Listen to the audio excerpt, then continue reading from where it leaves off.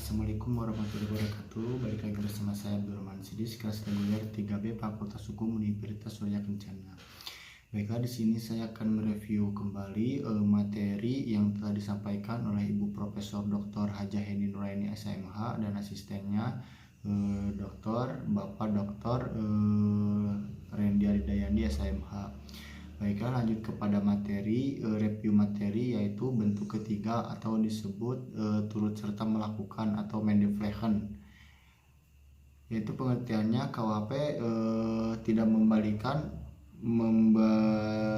definisi tentang pengertian bahwa orang yang turut serta melakukan atau mendeflegen ialah orang yang dengan sengaja turut berbuat atau turut mengerjakan terjadinya sesuatu. Syarat-syarat turut serta melakukan atau mendeflegen adalah yang pertama, ada kerjasama secara sadar, dan yang kedua kerjasama secara fisik. Lanjut ke bentuk keempat, yaitu penganjur, yaitu orang yang menggerakkan orang lain untuk melakukan sesuatu tindak pidana dengan menggunakan sarana-sarana yang ditentukan oleh undang-undang. Jadi antara penganjur dengan penyuruh melakukan hampir sama, yaitu adalah untuk usaha menggerakkan orang lain sebagai pelaku material atau autor materialis. Perbedaannya adalah yang pertama, dalam penganjuran sarana yang digunakan diatur dalam pasal 55 ayat 1 sub kedua, yaitu diatur dalam secara limitatif atau terbatas. Dan baiklah, yang kedua, dalam pembujukan orang yang membujuk disebut autor intelektualis, dan yang dibujuk atau yang digerakkan autor materialis. Dan yang terakhir, pelaku material atau autor materialis dapat dimintai pertanggungjawaban secara hukum atau dipidana karena melakukan perbuatannya dengan sengaja.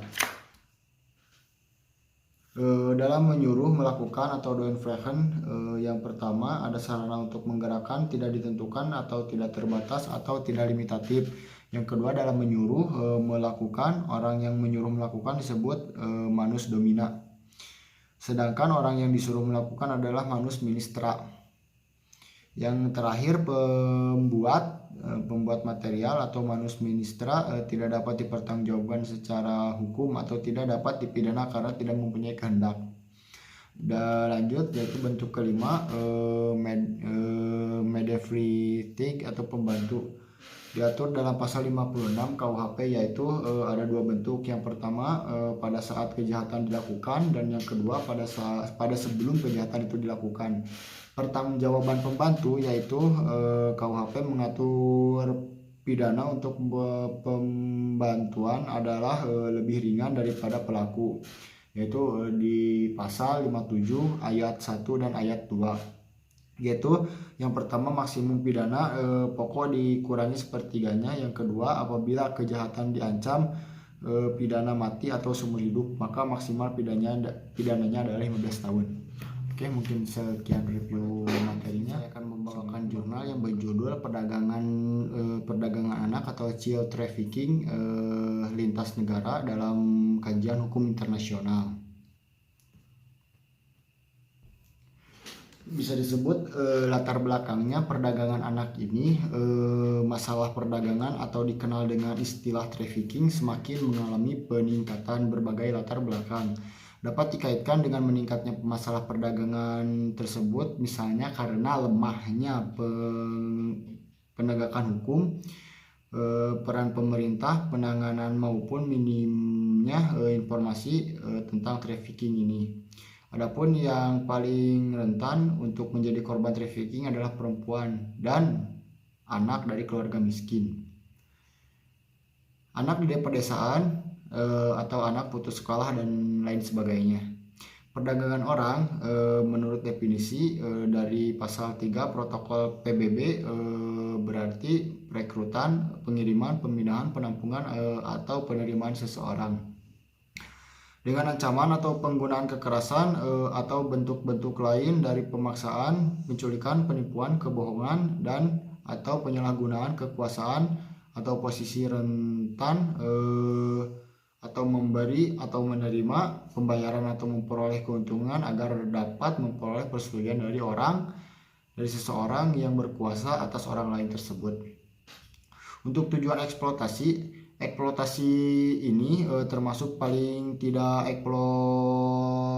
eksploitasi untuk meluncurkan orang lain atau bentuk-bentuk lain dari eksploitasi seksual,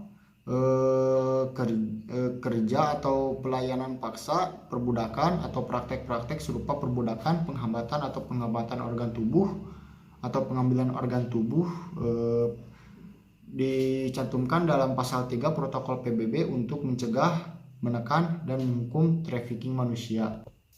Baiklah, dan sedangkan definisi perdagangan orang atau trafficking ini menurut Undang-Undang Nomor 21 Tahun 2007 tentang pemberantasan tindak pidana perdagangan orang, yaitu Pasal 1 Ayat 1, tindakan perekrutan, pengangkutan, atau penerimaan seseorang dengan ancaman kekerasan, penggunaan kekerasan, penculikan, penyekapan, pemalsuan, penipuan, penyalahgunaan kekuasaan atau posisi rentan, penjaringan utang, atau memberi bayaran atau memanfaatkan sehingga memperoleh persetujuan dari orang yang memegang kendali atas orang lain tersebut.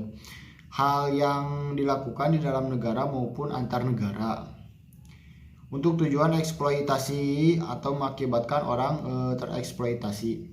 Dan yang kedua, pasal 1 ayat 2 yaitu tindak pidana perdagangan orang adalah setiap tindakan atau serangkaian tindakan yang memenuhi unsur-unsur tindak pidana yang ditentukan dalam undang-undang ini atau substansi hukum bersifat formil karena berdasarkan pembuktian atau tujuan kejahatan trafficking, hakim dapat menghukum seseorang